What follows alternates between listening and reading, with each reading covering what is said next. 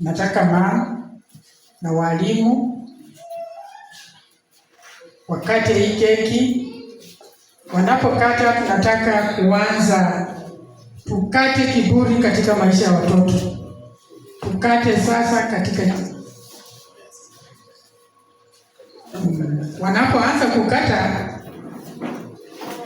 mshike Yesu. Mwanze sasa katika jina la Yesu. Kata kiburi, kata kiburi katika maisha ya watoto. Watoto wetu tunakata uvivu ndani ya maisha yao. Wanakuwa watoto wa bidii, wanakuwa watoto wa kumpenda Mungu, wanakuwa watoto wa kutumikia Mungu. Tunakata marafiki wabaya, tunawakata sasa katika jina la Yesu. Watoto hawa wanapokuwa, wanakuwa na marafiki wazuri, marafiki wa kumpenda Mungu, wanaishi maisha ya kumtumikia Mungu. Kata marafiki wabaya,